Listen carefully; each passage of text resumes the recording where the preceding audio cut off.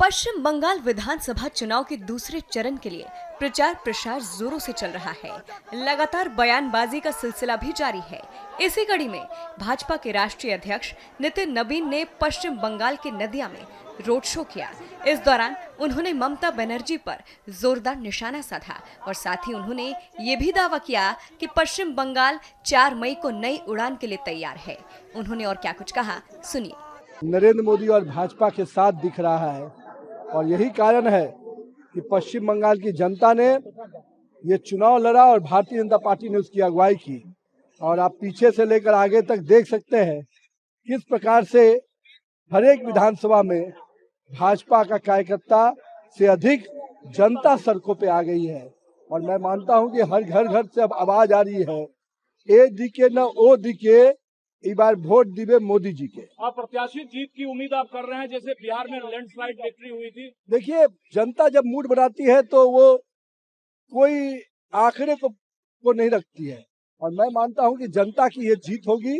पश्चिम बंगाल जो लंबे समय से जो त्रस्त था, पस्त था, जिसको महिलाओं से लेकर युवाओं तक प्रताड़ित हो रहा था, आज वो पश्चिम बंगाल 4 मई को नई सुबह नई उड़ान के लिए तैयार है। नरेंद्र मोदी और भाजपा के साथ जाने को तैयार करा। बीजेपी की रैली और रोड शो को देखकर मंगल मन छोड़कर चली गई थी। बाद में टकराव हुआ दोनों पार्टी के कार्यकर्ता के बीच। ये गुस्सा क्यों ममता बनर्जी में है?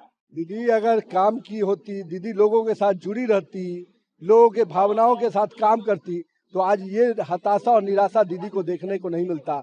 ये उनकी नाकामी है जो आज जनता उनको छोड़ चुकी है। ये जो माला आपने अभी चढ़ाया रविन्द्रनाथ टैगोर पर, रविन्द्र ठाकुर पर, इनका जो सपना कमाल का था, क्या बीजेपी इसी सपने की ओर बढ़ रही है? निश्चित रूप से जो पश्चिम बंगाल की संस्कृति, उसकी विरासत, उसका खेल, उसकी कला, जिसने पूरे देश और दुनिया में अपना स्थान बनाया था, आज उस पश्चिम बंगाल की संस्कृति और विरासत को कमजोर करने का पश्चिम बंगाल की सरकार, ममता दी की सरकार ने किया है।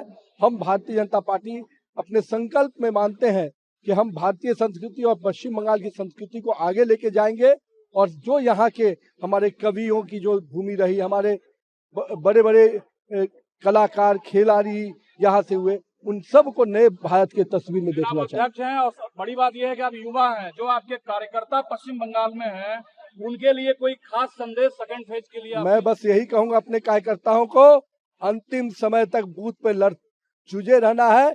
जनता आपके साथ खड़ी है और पश्चिम बंगाल का एक एक वोट इस बार कमल खिलाएगा।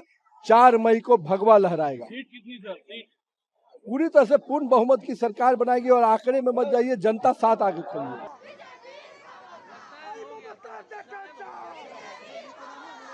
ममता देखे जा।